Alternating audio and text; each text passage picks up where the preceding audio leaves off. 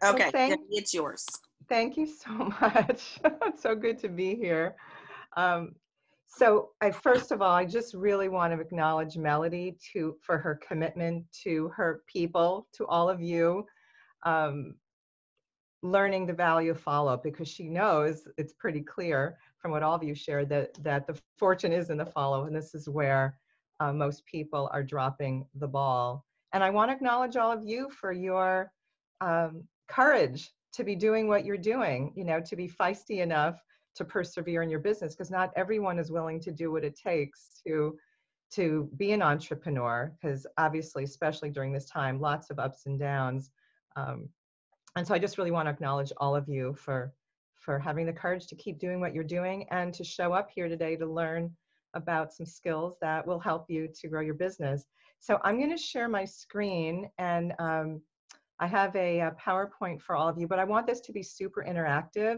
So if you have a question, please raise your hand or unmute. I might not be, I'll try to look at the chat, but it's hard to multitask. So if you have a burning question, please ask, because I do want it to be interactive. I'll be asking you some questions throughout. And so I'd love you to interact and participate. And then I'll open up for questions at the end. So, all right, give me 1 second, and I'm going to share my screen. Oh, okay. All right. And if you could, someone, whoever's in charge, to just give me a heads up when I have like 5 minutes to go, just so I make sure I have the chat up so I can see it. Okay. So I Sounds good. just want to make sure that I honor everybody's time. So, I welcome. I'll be talking about authentic follow-up that gets more yeses. So first, I just want to mention I have this very short quiz that I'd love you guys to take, not now, but if you could take it later. It's going to, in less than 10 minutes, you're going to find out where potential clients and income are slipping through the cracks. So here's the link to take it. It's an eye opener. Everyone who's taken it has said to me, "Oh my God, I had no idea these things weren't on my radar screen." And then it will give you a sense of, where you're doing well with your follow up, and then what areas might need some attention. So here's the link. And if Kathleen or Ben, if one of you might be able to put this in the chat, I'd really appreciate that. powerupbizquiz.com. You will get a summary of your answers, and it's very clear because you're rating yourself on a scale of 1 to 10. And then if you want to have a chat about your results, you can reach out. We can make that happen. All right, cool. So just really quickly, I want to just share with you why I'm here doing this, why I'm so passionate about follow-up, just to give you some context. So as Kathleen mentioned, I worked on Wall Street for 20 years, loved it, was super successful there, but I knew I wanted to be a mom and come home and be with my family. So I quit, and I thought everything was going to be fine. I was doing a wellness business, but the real estate market crashed, and my husband was a high-end custom home builder, and we lost everything. It was devastating. Foreclosure, bankruptcy. It threw me into a huge depression. And what saved me was finding a mentor who actually pulled me out of that deep hole and helped me get back on track. And I'm so grateful for the support that I received from her. And during that time, I was a vendor at a conference, and a woman asked me to follow up with her, which I did for 14 months. And I'd love you to put in the chat if you've ever followed up with somebody for 14 months, because it's not easy. Finally, she said yes and became a client, and I continued to follow up with her like I did with everyone. And one day she said to me, "Debbie, you're amazing at follow up. I suck at it. You need to teach me your system." We got on the phone, and she said, "Debbie, no one follows up with me the way you do. You've got this gift. People struggle with this. You need to do something with this." And I was like, "What are you talking about?" I had no idea that I was doing anything special. I had no idea that people were struggling with this. And I really believe that we all have this gift, this special sauce, this thing that we just do naturally that we take for granted, right? Like, don't we all have that, right? It's that thing that makes us so unique. And sometimes it takes people, somebody outside of us to point that out. And if it wasn't for her, I would not have launched this business. I did not wake up one day and say, I'm amazing at follow-up. I need to teach people this. But what I truly believe is that when you have a system in place, no matter what's happening in your life, like now, you can always tap into it and rebuild. I mean, that's what happened to me, and it's happened to so many of my clients. So the reason I am so passionate about follow-up is I came this close to getting a job back on Wall Street, which would have killed my spirit and happiness. Fortunately, the universe said no, but I was devastated at the time. I mean, it was horrible. But looking back, it was all perfect because now I'm here after years and years of serving hundreds and hundreds of entrepreneurs to improve their follow-up, have more clients coming in, have a sustainable business, and never have to go back to having a job unless that's what they want, right? So that's my passion. That's why I'm doing this. Um, okay, so here's my family. My son has actually been with us for 3 months. He was just fortunately here visiting, and he's been in lockdown with us for 3 months. So that's been a blessing. And I always, always believe that we should be focusing on the blessings. Even through this tough time, we all have those blessings. So please focus on that to help you get through this time. So if there's nothing else you take away from today, that it is this, that my dreams come true when I follow up. Like, this is not a corny thing for me, because I see over and over again that everyone has a dream in their life. They have a vision for what they want to have happen, and their business is a vehicle for helping you get to reach those dreams. So having a system in place, having a process, will help you fulfill those dreams. So, and I'm going to be sharing a few tips today, and I'm going to start with how to network more effectively. And I love what you said about, Kathleen, what you said about this organization. It's all about showing up in service, because that's what I'm all about. And so I want to move. I have this chat open. Oh, Sharon said she followed up for 26 months. Woohoo! Good for you, Sharon. The longest Christina said was 8 months. Okay, good. You've got some people here that, and Mark said most definitely probably longer than 14 months. All right, cool. So here's my thing. I see a lot of people go to networking events to sell and to get clients. And of course, we all want clients, but if we go with that intention, people are going to feel it. They're going to sense that energy. It's very palpable. So my recommendation is set your intention to build relationships, let go of your agenda of what you want to have happen, and just show up in service to people. Be curious. You know, you're there to learn about them, ask questions, find out how you can help them, and be present and be a good listener. What I find is that, you know, back in the day when we used to network in person, I find that people get so shut down and defensive because other people are showing up trying to sell and being very pushy. And so imagine if you show up just wanting to help somebody, and this is for online too, when you're networking online, show up in service, see how you can help people, and their guard will drop, their heart will open, and they'll fall in love with you because no one else is doing that. Everyone else is trying to sell them. And then they'll do whatever they can in return to help support you.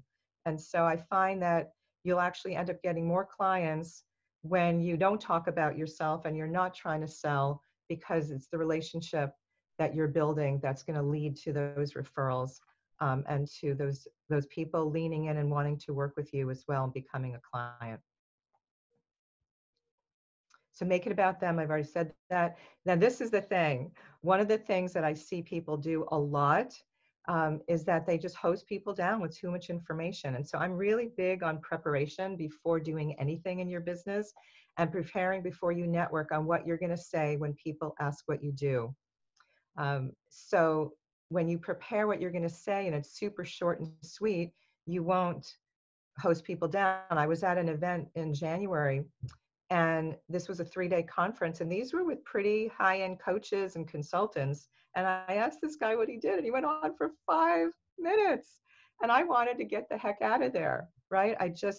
Finally, he asked me what I did.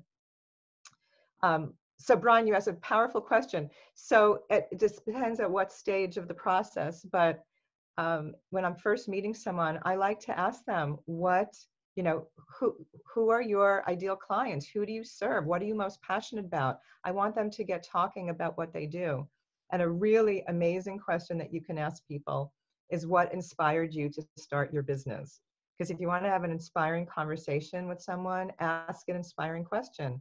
And when you ask that question, they're usually going to share a story of something that happened to them, a struggle, a challenge in their life, that a defining moment where they reached out for some support, and then they ended up wanting to do that business. They wanted to help other people with that, what that person helped them with. That's normally how people, not normally, but it happens a lot that people get into their businesses that way. So you will learn so much about that person. You'll become so much more connected. When people share something intimate and deep that's really authentic to them, it creates a deeper connection with the other person. So that's a really good question to ask people. So again, people get very defensive. So when you show up like that, their guard will come down and they're going to fall in love with you. And another thing I find, like an intention, I'm really big on setting intention before you do anything. And again, a lot of people go to these events to look for clients, but if you go looking for those referral partners or power partners, those people who have similar clients as you, but are not in competition with you, you're actually going to end up with many more clients than you would from looking for a particular client. So it's all about what intention you're going to the networking event with. Okay, so I mentioned this already. What inspired you to start your business? So it's also a lot more than what you say. It's who you're being. The words, the impact that you have on people from your words is only 7%, which is unbelievable. 93% of the impact you have on people is who you're being, your passion, your energy, your excitement for what you do. So one of the things I recommend is be in a high frame of mind before you show up at these online events, or when things open up and we can network in person. A lot of people tell me they listen to music, they do quick exercises, they dance, whatever it is for you that gets you in that high frame of mind. You don't want to show up at a networking event if you're not in a good frame of mind. After the bankruptcy and foreclosure, when I was super depressed, I showed up at these events thinking, oh, no one's going to know. I'm going to put a smile on my face. Back then, nobody was talking about it. I was humiliated about what happened. And I was so wrong because I kept hitting a wall and I didn't know what was going on. It's because people could feel that energy. Like, energy is so subtle but so powerful. And I was coming with that desperate energy and it repelled people. Okay, Sharon, so Christine, those are great questions. Can you tell me what the coolest project you're working on? Awesome. So you'll become more magnetic. When you show up with that energy and excitement and passion, you'll just become a lot more magnetic. And people want to be around other people who make them feel good, right? Who have really good energy. Okay. And again, this might seem obvious, but I've been to networking events where people are just somber and like those are not people that I'm attracted to. When people are smiling, I want to go up to them and talk to them. So you want to be the person that has a smile on your face. Okay. And then practice what you're going to say in advance. I mentioned that earlier. Be really succinct with what you're going to say and focus on the benefits and results. People don't care about the name of your company, how long you've been in business, where you're located. They really care about the results, the experience, the benefits of working with you. Okay. Let's see, I have to move all of you because you're in the way. Okay, so I've already mentioned this. What are you going to say when people ask what you do? Please prepare for that in advance. Okay, so a lot of you talked about not having a system or having a system that you aren't using. So it's really critical to have a system. And it's a customer relationship management system. That's the technology for your follow-up. And I'm curious if you could just chat. I'd like to take a pulse here on if you have a CRM. Just say yes. If you don't, say no. I'm just curious how many people are using a system. Yes. Great. If you could just chat it, that would be great. Awesome. Thank you so much. All right. Awesome. All right. You guys are a good group. So many times I talk to groups and they don't have a system in place. Okay. All right. So we got a no here from Jody and some others. All right. Cool. So I won't spend a lot of time on this since most of you have one. All right. Cool. All right. So when you have a CRM in place, it automates every follow-up step for you. And you can create specific categories and tags of where you met people, what they're interested in, if they're very interested, mildly interested, maybe they're interested for later, but not right now. And it helps you to schedule the next contact so those people don't slip through the cracks. I've been following up. I followed up with a woman for 4 years, and she joined my mastery program, my 1-year program in January. 4 years, and she thanked me for following up with her. So when you have that system in place that keeps you going, you're not gonna forget about people. And this is a key thing. If ever you send an email out more than once, it's time to create a template and store it in your CRM. It saves tremendous amount of time. I make a lot of email introductions, and I was finding, I was saying the same thing in the beginning. I was saying the same thing at the end. The subject line was the same. All I was doing was changing in the middle the information about the people who I was introducing to each other. So I created a template, huge time saver. So everything's in one place. And here's the thing, a lot of people, someone mentioned earlier, all those stacks of business cards. So what I recommend you do is don't spend hours putting people's contact information into the CRM. You want to just add one person at a time and then reach out. And I'm an old-fashioned girl. People always ask me, how do you recommend I follow up? I always recommend calling people first. Like it was mentioned, people are not looking at emails anymore. They just get buried. So I'm actually following up with people within 24 to 48 hours after meeting them, and I'm calling first. And then I'll follow up with an email or a text message. I'm finding right now that people are responding. When I text somebody after I leave a message, I get a response within a day. And then prepare your scripts, prepare what you're going to say in advance. You don't want to be robotic and be reading them, but it will provide a roadmap for you so that you don't go off track. So if you're making lots of calls, it's really good to have something right there next to you to keep you going. So if you don't have a CRM yet, I have vetted a few of them of all different price ranges, all different capabilities, and you can go to powerupyourfollowup.com/resources. Most of you seem to have one, a few of you didn't, but please go check that out. And most of them have free trials, and so you can see if it works for your capabilities and your needs. They're all so different. Okay, so what my clients are saying about using CRMs is that their life is so much easier. They're staying in touch with prospects longer. They're not giving up as soon as they did before, and they're getting more clients. So if you're not using it, if you have one but not using it, please start using it, because it will change. It'll be a game changer for you. Game changer. So one of the things I'm finding is that you can have the best CRM in the world, but if you don't know what to say or what to do with it, you're not going to maximize your benefit from having the CRM. So that's where I come in. I work with my clients to create a step-by-step follow-up system so they know every step of the process and they actually are utilizing it. Okay.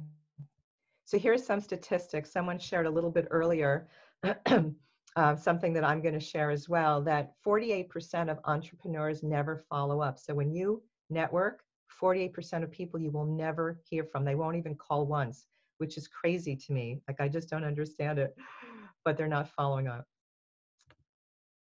And so someone mentioned earlier how many contacts it takes. It's actually 5 minimum, 5 well-executed follow-up efforts before the average person says yes to working with you. It can be 8 to 15. Experts say it can take 8 to 15. But here's the thing, only 8% of us are making that crucial 5th contact. Only 8% of us. So that means 92% of us are falling short of where most of the business starts happening. And of course, those 8% are doing 80% of the business out there. So that's the whole point. It's all about the follow-up. And I want all of you to be one of those 8%ers. And you can be. So I mentioned this, having a system is one thing, and then having a process is another. So having those two together really maximize your benefits. Okay, so I'm going to talk about some of the issues I hear that people have with following up. These fears and limiting beliefs come up all the time that stop people. And what happens is they procrastinate, and they drop balls and they don't get to it. And a couple of you said, well, I'm going to mention this first, that making everything else more important. So a couple of you said that finding the time to follow up is the biggest challenge. And I hear this a lot. And I just want to put out there just something to think about. We make time for the things that we love to do, right? If we loved following up, like I love following up. So I make it a priority and I make time and it happens. So there usually is some reason, there's usually some underlying fear or limiting belief that stops us. And that's why we don't make the time and we make everything else more important. So just something to think about for a few of you that mentioned that time was an issue. So, follow is fundamental to growing your business. If you don't have a follow-up system in place, you're going to be the best kept secret. People are not going to know about you. Um, and so what's stopping you? Is it fear of rejection? Is it maybe you're not feeling good enough? Sometimes people make up stories. Oh, they're not interested, or I'm bugging them. A few of you said you don't want to bug people. You don't want to be a nuisance. I'm going to address that in a minute. Afraid of being salesy. So I want to share something with you. What if when you followed up, you were letting people know you were showing up in service to them and you really cared about them? That would create a very different experience of following up, wouldn't it? Right? Your clients or potential clients are waiting for you to show up in service to them, because when you follow up, it shows that you're taking your business seriously. You're a professional. So even if you do your business part-time, you want people to know you're a professional, that it's not a hobby, and that you really believe in what you're offering. So there is a way to follow up that is compelling and that's building connection versus being salesy and repelling. So for those of you who mentioned, like you don't know what to say, or you don't want to be a nuisance, when you're following up with people, always be providing value. Don't leave a message, oh, I'm just, I'm here as so-and-so, I'm just following up with you again. Always remind them of what their interest was, what they were struggling with, and just check in to see if that's still the case for them. And you can also provide articles or information or a story of a client who you worked with that had a similar issue to the person who you're calling, right? So always be thinking, are my messages leaving value for people? Okay, and like someone said, don't stop following up until you get a yes or no. And there's a point in time where I leave what I call the guilt message. So if they are still interested, but time got in the way, they will call me back. So at a certain point, you want to leave a message just to make sure they're still looking for support. And if they're not, no problem. Okay, so what do you think is the best way to create a consistent flow of ideal clients coming to you already interested in what you have to offer? If you want to chat something in, you can. I'll just keep going because of time. And again, if you have any questions, please chat them or unmute, or we can do it at the end. So it's referrals. Referrals are the ultimate payoff. Good going, Ben. Referrals are the ultimate payoff in the process of building relationships. So referrals are the most powerful source of business because they come from satisfied clients. People who have already experienced the benefits of working with you. But people are not consistently asking for referrals. Actually, I'd love you to chat, and this is a safe place, so no judgment, if you consistently ask every client for referrals. Consistently ask every client for referrals. I'd love to see yes or no. What I'm hearing from most people is they're not asking for a couple of reasons. One is they think they'll come across too desperate if they ask for referral. And the other thing I hear is, I don't want to, I've already asked this person to become a client. Now I'm asking them to give me referrals. Like, I think I'm asking for too much. Okay, we've got a mixture, some yeses and a no from Carla. Yeah, and from Jody. Yep. So this is a big, big, big deal. So here's some statistics that will blow you away. Thank you for being honest, everybody. I see Jody. Give good service and clients will refer. Well, not automatically. We need to ask. And I'll talk about that in a second. So 45% of new clients come to us based on the recommendations of others. So 45% come from referrals. But on average, so this is an average statistic, so your industry might be different. On average, 1 out of 20 people will say yes to doing business with you. But when that person is referred to you, it's 1 out of 6. So your chances of doing business with someone who's referred to you improves by 300%. So you can either talk to 20 people and get a yes, or 6, right? Perfect example of this. My accountant wanted me to incorporate years ago, so I asked him for a recommendation to an attorney who handles, incorporating. And he said, I'll recommend you to this lawyer who I recommend all my clients to. I was already a yes because I trust my CPA. I just wanted to make sure his rates were good and that energetically there was a good fit. I was a yes on the phone. Like, how great for this attorney. He gets referrals, and on the phone, these people are saying yes to working with him. So that's what we want to do. So here's some more statistics. Referred clients will continue to do business with you 4 times longer, and they'll invest 4 times more with you in that first year. And they're 2.5 times more likely to refer you to others. But they don't happen automatically. Like Mark said, giving good service. We need to ask. It takes planning. Some people say to me, oh, if my clients were happy, they would just automatically refer. I don't need to ask them. And that's not how it works. So there's an effective way to ask for referrals, and there's a way that doesn't work as well. So when I work with my clients, I train them how to ask for referrals, when to ask for referrals, how to train people how to give you the referral, and how to train them what to say on your behalf. Okay, so we want to train our clients what to listen for and what to say, because no one knows your business better than you. And if you actually give them the language to refer, you're going to get more clients.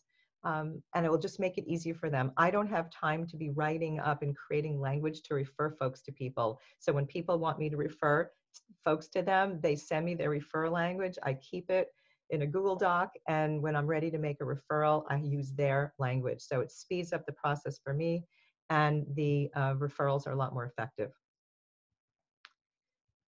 Okay. So yeah, all right. So I have time for questions here. I think I have a few more minutes.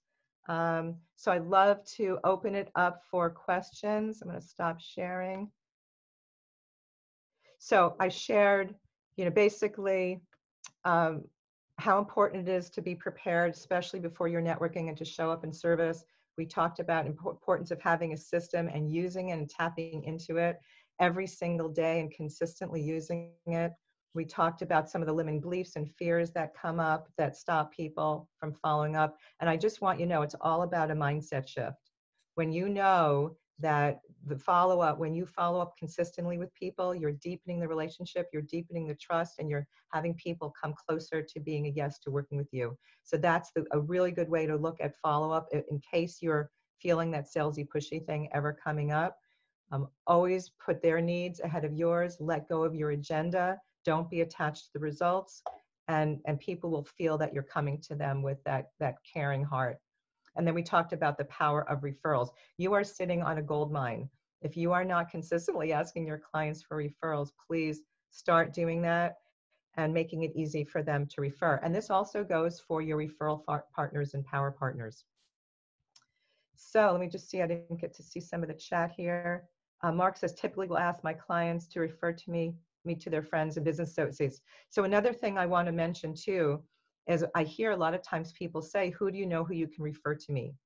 And so that is not a really effective way to ask for a referral. So some of you might remember those old-fashioned Rolodexes from back in the day. I'm dating myself. But my analogy is we all have this Rolodex in our head. And the more specific we are when we ask for referrals, the more people will go through their Rolodex and go, oh, I know someone. But if you just say, I'm looking for referrals, who do you know who could benefit from my services? It's like nothing's going to happen. So be very specific on either the problem that people are having that you solve, or the type of person that you're looking for, or what that person would be saying, what they'd be complaining about for this person to be able to refer. So the more specific you are, the more you will get referrals. Okay. Linda said, we have an automatic system in place via email, but it's actually for reviews. I ask my clients referrals in a more personal method via call. Okay. Okay, so Jody's asking, what's the best way to ask for referrals? So Jody, can you open up for a sec your line so I can ask you a question? Is she still there? I'm here, yes. Okay, great. So what's the best way to ask customers or clients for referrals? Yes. Okay, great. So when someone, so first of all, the best timing is when you're following up with somebody. So a bunch of you said that following up with clients was a problem. And what I want to suggest to you or recommend is that following up with clients is like one of the most important things that you can do. Because when you follow up with a client, you'll be asking questions to find out how they're doing with the product or service that you provided, to see the benefits and find out about the benefits and the results that they have experienced since working with you. And in that moment, when they're super happy and they're thrilled with the results, that's when you want to ask specifically, who do you know who also is dealing with this XYZ problem, just like you? Like, use their words. Like, so I know you're with doTERRA. Correct. Yeah, yeah. I love those oils, by the way. I use them all the time. I put on Intune this morning, so I love them. So if that person, let's say, had sleep issues and you help them with some products, some of the oils to sleep better, who else do you know who's been struggling with sleep and they're just exhausted all day, just like you are, who could benefit? So be very specific. So you want to give them 2 or 3 ideas. Like, you don't want to go on and on and on with all the different, we help with sleep and weight and stress and blah, blah, blah, because then they'll they'll implode, right? So just mention 2 or 3 issues that you help people with. And one of them is the issue that that you help people with. One of them is the issue you just help them with. Okay, Okay. that makes Be sense. very, very specific. Very specific. Thank you. You're welcome. You're welcome. Okay. Any other questions? Can we hear your guilt call? Oh, who asked that? Who asked that question? Drew David. Oh, Drew. Okay. The guilt message. People love the guilt message. All right. So you have to tap into your intuition on when to leave this guilt message. Okay. Normally it depends. Like, it's always like after 5 calls, because I said that 5 minimum contacts. So the guilt message is, and again, you always want to remind people of what they were struggling with when you first talked. So you would say something like, when we first met, you mentioned you were struggling with XYZ. And I mentioned that I could really help you with that. I'm just curious if that's still the case, if you're still looking for support with that. And if not, I'd really appreciate a heads up. If you've already found a solution or that's no longer an issue, no problem. Just please give me a heads up. I don't want to waste your time or mine. And that prompts a return message or return call. Normally people will go, oh, I'm so sorry. Like, if they are interested, they'll call back and say, I'm so sorry. I've been super busy. I am still interested. Thank you so much for following up. And if they're not, that you won't hear from them. And then you can just put them in your, CRM to follow up with them a couple months later. But that message, because there was a time that a woman followed up with me for weeks about being a vendor at some event she was doing. And I had some priorities that were, on top of that one. Like, that wasn't a priority for me. And finally, because she kept calling, she kept rising up in the stack of to-dos for me. And I finally called her back, and it was like the last day that I could sign up, and I signed up, and I thanked her for following up. If she hadn't followed up, I would not have been there at that vendor event, and it went really well for me, and I was so appreciative. So you don't want to make up stories. Oh, they're not interested. Like, how many of you make up those stories? Like, just raise your hand. Do you guys make up stories? Oh, they're not interested anymore. Yeah, they don't care anymore. I don't want to bug them. Right? It's not true. If she had made up that story, I wouldn't have gone to that event and had that experience that I had. So just leave that message and you will get a response back. Sometimes what I do, which is the guilt message too, at the end, I'll say, I don't want to continue to fill up your mailbox, your email box, or your LinkedIn, or your text messages with unnecessary messages if you're no longer interested. That's great. So that's how I end my guilt message. That's perfect. That's perfect. However you want to do it. But it does get people's attention, and they will feel bad. But you need to give them, you have to make it okay for them to say no. Most of the time, people will not respond because they don't want to say no to you. And they figure if they just avoid you, it will go away. They're actually making it worse for us because we don't know, and we'd rather have the no than the yes. So you need to make it okay. So if you're no longer looking for support, or if this is no longer an issue, no worries. Just please give me a heads up. Like, I don't want to waste your time or mine. So please make it okay for them to say us. How many times have people emailed you a no, right? They don't call, they don't want to talk to you. They just email because it's safer. And please don't do that to other people. Please, please don't do that to people. Have the courtesy of getting on the phone with them and letting them know why you're a no, or that you're not moving ahead with them at this time. Give them the courtesy of that, because whatever we do with people, they're going to do with us. So I never say no to somebody via email. I always get on the phone with them and thank them for their time and appreciate them for what they've done for me, and just to say this is not the right fit at this time. So please make sure you have the courtesy to do that. It will go a long way.